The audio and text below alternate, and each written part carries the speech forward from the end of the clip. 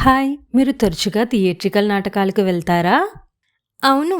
ఒకసారి నేను నా తల్లిదండ్రులతో కలిసి గత వారం రస్కిన్ బాండ్ రచించిన 'ది బ్లూ అంబ్రెల్లా' అనే నాటకానికి వెళ్ళాను. మరియు కొన్ని నెలల క్రితం నేను 'ఆర్‌కే నారాయణ్' యొక్క 'మాల్గుడి డేస్' చూశాను. ఎందుకు అడుగుతున్నావు మాయా? ఆ నాటకాలలో బాగా వారు కథకు సరిపోయేలా వేదికను ఎలా ఏర్పాటు చేశారో మీరు గమనించారు. సరి అయినదేనా? దాని గురించి మనం తరువాత మాట్లాడుకోబోతున్నాం. ఓహ్! నేను వాటిని చూశాను. వారు నాటకంలో నేపథ్యాలను మారుస్తారు. సరిగ్గా అదే పద్ధతిలో మేము స్టేజ్ ప్రాంతంలో స్ప్రైట్ బ్యాక్‌డ్రాప్‌ను మార్చవచ్చు. చాలా ఆసక్తికరమైనది.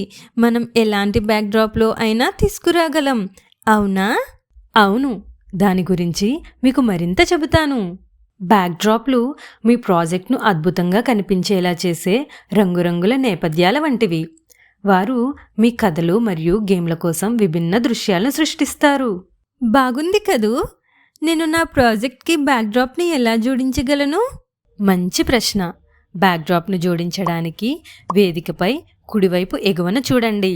మీరు అక్కడ బ్యాక్‌డ్రాప్ లైబ్రరీని కనుగొంటారు. బ్యాక్‌డ్రాప్ చిహ్నంపై క్లిక్ చేసి మీరు మీ బ్యాక్‌డ్రాప్ జాబితాలను ఎంచుకోవచ్చు. ఉదాహరణకు, మీరు ఢిల్లీ వాయు కాలుష్యాన్ని క్యాప్చర్ చేయాలనుకుంటున్నారని మరియు మొరాకీ స్క్రాచ్ ప్రాజెక్ట్లో దానిని ప్రదర్శించాలని అనుకుందాం. మీరు ఇండియా గేట్ యొక్క స్నాప్ తీసుకొని దానిని మొరాకీ స్క్రాచ్కి అప్లోడ్ చేయవచ్చు. ఇది చాలా సులభం. అద్భుతం! కానీ నేను నా సొంత చిత్రాన్ని లేదా డ్రాయింగ్‌ను బ్యాక్‌డ్రాప్‌గా ఉపయోగించాలనుకుంటే? మీరు అదృష్టవంతులు.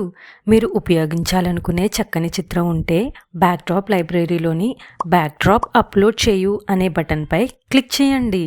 మీ కంప్యూటర్ నుండి చిత్రాన్ని ఎంచుకోండి మరియు అది మీ ప్రాజెక్ట్లో బ్యాక్‌డ్రాప్ అవుతుంది. ఆహా! బాగుంది. నేను మొదటి నుండి నా సొంత బ్యాక్‌డ్రాప్‌ను కూడా సృష్టించవచ్చా? ఖచ్చితంగా. మీరు సృజనాత్మకంగా భావిస్తే మీరు మీ సొంత నేపథ్యాన్ని రూపొందించుకోవచ్చు. ప్రివ్యూ ప్రాంతంలోని పెయింట్ న్యూ బ్యాక్‌డ్రాప్ అనే బటన్పై క్లిక్ చేయండి. మీ నేపథ్యాన్ని సృష్టించడానికి మీరు డ్రాయింగ్ సాధనాలను కలిగి ఉంటారు. స్క్రాచ్ అందించడానికి చాలా ఫీచర్లు ఉన్నాయి. నేను సంతోషంగా ఉన్నాను.